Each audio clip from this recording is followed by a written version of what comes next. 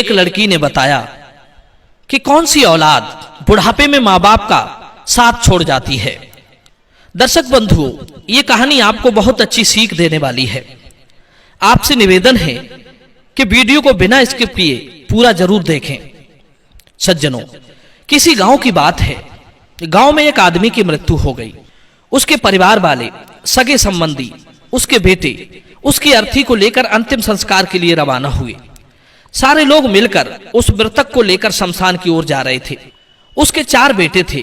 वे चारों अपने पिता की अर्थी को अपने कंधे पर रखकर रोते बिलखते चले जा रहे थे। दर्शक बंधु, वे अर्थी लेकर अभी कुछ दूर ही पहुंच पाए थे। उसी समय एक दूसरे गांव का व्यक्ति उनके पास आया और उसने अर्थी ले जा रहे उसके 4 बेटों में से एक बेटे के पैर पकड़ लिए और बोला, भाइयों कृपया मेरी बात सुनिए, तभी मैं अर्थी को आगे जाने दूंगा। उसका ऐसा आचरण देखकर सारे लोग वहीं रुक गए और उस आदमी से पूछने लगे कि हाँ भाई, तुम क्या कहना चाहते हो? कृपया अतिशीघ्र अपनी बात कहिए। तब वो आदमी बोला, भाइयों मेरे साथ बड़ा धोखा हो गया। जिस व्यक्ति को आप अंतिम संस्कार के लिए ले जा रहे हो, इसने मुझसे 5 लाख रुपए कर्जा लिया था और ये आज मेरा कर्जा लौटाए बिना ही मर गया। 5 लाख रुपए एक मोटी रकम होती है, उसको भला मैं कैसे छोड़ दूं? जब तक मुझे मेरे 5 लाख रुपए नहीं मिल जाते, तब तक मैं अर्थी को आगे नहीं जाने दूं। दर्शक बंधु, 5 लाख रुपए का नाम सुनकर उस मृतक आदमी के बेटे कहने लगे, भैया आपके पैसों के बारे में पिताजी ने हमें कभी नहीं बताया, इसलिए आपके पैसे हम नहीं लौटा पाएंगे। जब उस मृत आदमी के बेटों ने पैसे देने से मना कर दिया तो उसके भाइयों ने भी मना कर दिया। अब तो शमशान यात्रा में आए हुए सभी लोगों ने उसके पैसे लौटाने से मना कर दिया। किसी ने इस बात की जिम्मेदारी ही नहीं ली कि भाई अर्थी को आगे जाने दीजिए, हम आपके पैसे दिलवा देंगे। अब तो उस दूसरे गांव से आए हुए आदमी ने देखा कि भाई बंधु और परिवार वाले तो बहुत दूर की बात है, मृतक के सगे बेटे भी अपने पिता के ऊपर चढ़े कर्ज को उतारने की जिम्मेदारी नहीं ले रहे हैं। जिसने इन बेटों को पालने पोषने में अपनी सारी जिंदगी खपा दी, उसने भी निश्चय कर लिया कि मैं भी अर्थी को एक कदम भी आगे नहीं जाने दूंगा। यदि अर्थी आगे ले जाना है तो पहले मेरे पैसे चुकाओ। दर्शक बंधु, अब तो वहां पर कोई भी आदमी आगे नहीं आया जो ये कहता कि पैसे हम दे देंगे या दिलवा देंगे, आप अर्थी को जाने दीजिए। कई घंटे हो गए, वो आदमी अर्थी को रोके खड़ा था। जब ये बात परिवार की महिलाओं को पता चली तो उनमें से उस मृतक की एक बेटी भी थी जो शादीशुदा थी। उसने सुना कि एक आदमी उनके पिता की अर्थी को आगे नहीं जाने दे रहा है, तो उसने बिना देर किए अपने सारे गहने और कीमती वस्तुओं को वे सब लेकर उस आदमी के पास पहुंच गई और बोली, भैया आप मेरे ये सारे गहने और कुछ पैसे ले लीजिए और मेरे पिता की अर्थी को आगे जाने दीजिए। आपके जो पैसे रह जाएंगे मैं धीरे धीरे करके सब चुका दूंगी। दर्शक बंधु, इस घटना को देखकर वहां मौजूद सारे लोग हैरान थे। लड़की द्वारा दिए गए गहने और पैसे लौटाते हुए वो आदमी बोला, बहन ये गहने आप अपने पास रखिए। दरअसल बात कुछ इस तरह है कि आपके पिता पर मेरा कोई कर्जा नहीं है, उल्टा 5 लाख रुपए मैंने ही आपके पिता से कर्ज लिए थे, जिन्हें मैं आज लौटाने के लिए आया था। अब ये तो मर ही चुके, तो मैंने सोचा कि इतनी बड़ी रकम मैं किसके हाथ में सौंपूं? इन पैसों का असली हकदार कौन है? इसी बात की परीक्षा करने के लिए मैंने ये सब किया। अब मैं जान चुका हूं कि इन पैसों को लेने के हकदार ना उसके बेटे हैं ना भाई, क्योंकि पिता के ऊपर कर्ज की बात सुनकर ये सब पीछे हट गए। जो पिता पूरी जिंदगी इन बेटों को पालने पोषने के लिए दिन रात मेहनत करता रहा, वही बेटे पिता के ऋण को उतारने के लिए तैयार न हुए।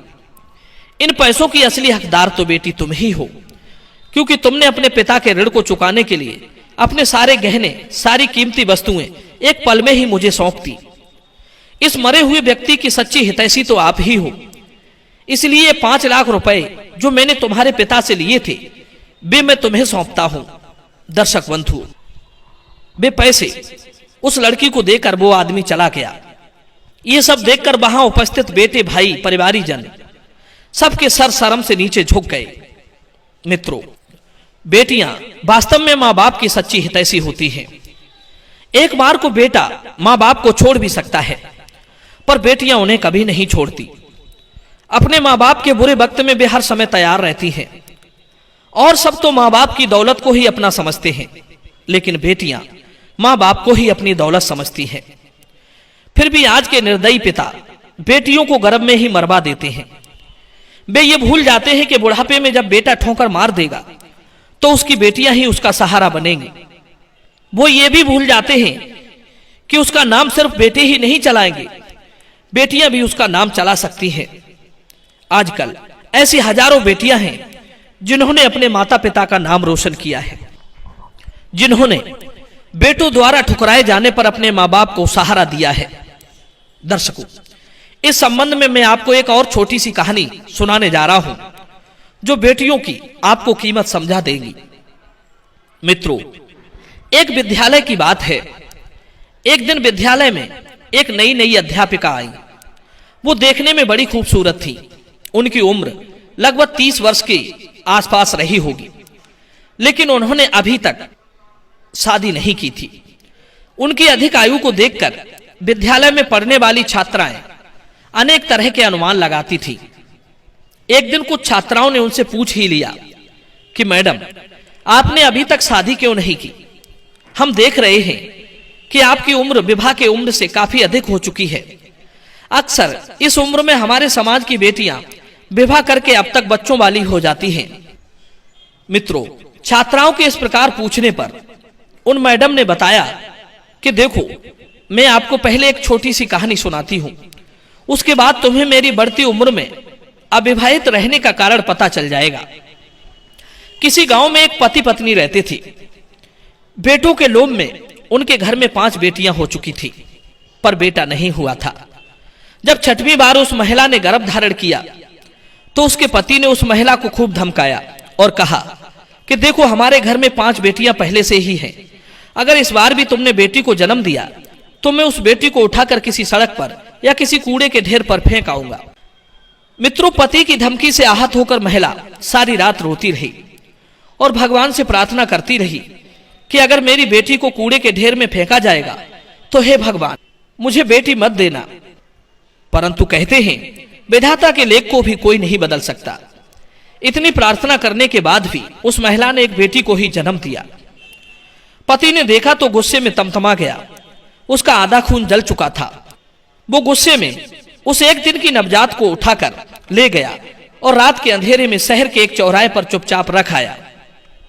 मां सारी रात अपने कलेजे के टुकड़े के बारे में सोच सोच कर रोती रही और भगवान से प्रार्थना करती रही कि उसकी बच्ची की रक्षा करना। इधर जब सवेरा हुआ तो वो निर्दयी पिता चौराहे पर घूमने के लिए गया। उसने सोचा कि चलो देख आए बेटी को कोई उठाकर ले गया या नहीं। जब वो चौराहे पर पहुंचा तो उसे अपनी आंखों पर भरोसा नहीं हुआ। वो जिस बच्ची को रात के अंधेरे में चौराहे पर फेंक कर गया था, वो बच्ची अभी भी वहीं पड़ी थी। उसने उस नवजात को जीवित रखने के लिए चौराहे से उठा लिया और घर ले आया। पूरे दिन उसे घर पर रखा और शाम को जब अंधेरा हो गया तो फिर उस बच्ची को लेकर उसी चौराहे पर रख आया। पर संयोग की बात, दूसरी रात में भी उस बच्ची को कोई उठाकर नहीं ले गया। वो सुबह गया और बच्ची को फिर उठा लाया। वो कई दिन तक ऐसा ही करता रहा। रात होने पर बच्ची को चौराहे पर रख आता था और सुबह होने पर उसे उठा लाता था। अब इसे आप परमात्मा की इच्छा समझो या कुछ और, उस बच्ची को कोई उठाकर नहीं ले जाता था। इसी तरह बच्ची को त्यागने के चक्कर में 1 साल बीत गई। तब पत्नी ने उससे कहा, अरे दुष्ट, यदि ये बच्ची किसी और की किस्मत में होती तो अब तक कोई उसे उठाकर नहीं ले जाता क्या? भगवान की ही मर्जी है कि तुम ही इसका पालन करो। उस निर्दयी पिता को भी कुछ समझ में आ चुका था। उसकी सोच बच्ची को त्यागने को लेकर बदल चुकी थी और भगवान की इच्छा समझकर उसे रख लिया। धीरे धीरे समय बीतता गया। एक दिन मां ने फिर गर्भ धारण किया। इस बार उसने एक पुत्र को जन्म दिया। यह देखकर पिता बहुत प्रसन्न हुआ। उसे ऐसा लगा जैसे संसार की सबसे बड़ी खुशी उसे मिल गई हो। लेकिन इधर एक दुखद घटना घट गई। इधर वो पुत्र की खुशी मना रहा था, उधर उसकी 6 बेटियों में से सबसे बड़ी बेटी का देहांत हो गया। बेटी के मरने पर भी पिता को विशेष दुख नहीं हुआ, क्योंकि उसे सबसे बड़ी पुत्र की खुशी मिल चुकी थी। 1 साल बाद मां ने एक और बेटे को जन्म दिया। अब तो पिता और भी अधिक खुश हो गया, लेकिन उसकी 5 बेटियों में से एक बेटी और गुजर गई। इस तरह उसके घर में हर साल एक बेटा जन्म लेता था और एक बेटी मर जाती थी। इस तरह उसके 5 बेटों ने जन्म लिया और एक बेटी मरती गई। केवल एक ही बेटी उसके घर में शेष रह गई, जिसे वो रोजाना चौराहे पर रखकर आता था। अब वो पिता अपने आप को बड़ा सौभाग्यशाली समझ रहा था कि उसके अब 5 बेटे हैं और एक ही बेटी है। उधर वो अध्यापिका ये कहानी सुनाते सुनाते जोर जोर से रोने लगी और उसने अपने आंसू पोंछकर छात्राओं को बताया कि उस पिता की जो बेटी जीवित बच गई थी, वो बेटी मैं ही हूं। मुझसे ही मेरा पिता पीछा छुड़ाना चाहता था। अध्यापिका ने आगे बताया कि कुछ दिन बाद उसकी मां भी संसार से चली गई। मेरे 5 भाई अब जवान हो चुके हैं, सबकी शादी हो गई है, सब अपनी अपनी पत्नी और बच्चों के सहित दूसरे दूसरे शहरों में रहने चले गए हैं और अपनी जिंदगी में मग्न हैं। मेरे पिता अब बूढ़े हो चुके हैं। मेरे भाइयों को उनकी कोई परवाह नहीं है। मेरे पिता इतने कमजोर हो गए हैं कि अपने हाथों से वे खाना भी नहीं खा पाते हैं। घर में और कोई नहीं है जो उनकी देखभाल कर सके, बस मैं ही उनकी देखभाल करती हूँ। उनके भोजन पानी दवा गोली की चिंता रखती हूँ। इसीलिए मैंने अभी तक विवाह नहीं किया है। यदि मैंने अपनी शादी कर ली तो मेरे बूढ़े पिता को देखने वाला मेरे घर में कोई नहीं रहेगा। मेरे पिता अब हर रोज मुझे अपनी सेवा करते देख बड़ी शर्मिंदगी महसूस करते हैं और वे रो रो कर मुझसे कहते हैं कि हे मेरे लाड़ो बिटिया, मैंने जो कुछ बचपन में तेरे साथ किया वो बहुत बुरा था, तुम मुझको क्षमा कर देना। मैंने तुझे त्यागने की बहुत कोशिश की, शायद भगवान इसीलिए बार बार तुझे वापस कर देता था ताकि बेटियों की उपयोगिता मुझे मेरे जीवन में समझ आ सके। अध्यापिका कहने लगी, हे छात्राओं, आज मेरे पिता को मेरे जीवित होने पर फक्र है। जो लोग बेटियों से नफरत करते हैं उन्हें बेटों के लिए मां के गर्भ में ही मार डालते हैं। याद रखना, उन्हीं के बेटे बुढ़ापे में उन्हें लात मारकर छोड़कर चले जाते हैं। उन्हीं के बेटे उन्हें दर दर भटकने के लिए मजबूर करते हैं। उन्हीं के बेटे उन्हें वृद्धाश्रम छोड़ आते हैं। उन्हीं के बेटे उन्हें बुढ़ापे में मारते पीटते और जलील करते हैं। जिनकी सोच बेटियों को लेकर घृणित और छोटी रही है, उन्हीं माता पिता के बेटों ने उन्हें अकेला रहने के लिए मजबूर कर दिया। ये परमात्मा का वो दंड है जो बेटा और बेटी में भेद करने के कारण उन्हें मिला है।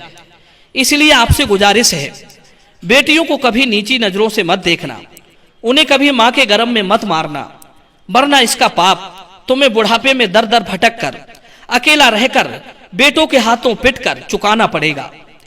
अध्यापिका की कहानी सुनकर वे सभी छात्राएं फूट फूट कर रोने लगी। कैसी है समाज की ये घृणित सोच। जिस स्थान से बेटा आता है उसी स्थान से बेटी आई है। भगवान ने गर्भ में पालने पोषने में उसमें कोई अंतर नहीं किया, पर यहाँ का निर्दयी मनुष्य उनके पैदा होने से पहले ही उनमें अंतर कर देता है, उन्हें नीची नजरों से देखने लगता है। धिक्कार है ऐसे दोगले समाज को जो बेटा बेटी में भेद करता है। एक बार बेटियों को जीने का अवसर देकर तो देखो, आपको बेटियों का भी मूल्य समझ में आ जाएगा। मित्रों, मैं उम्मीद करता हूं ये विचार आपको जरूर पसंद आए होंगे।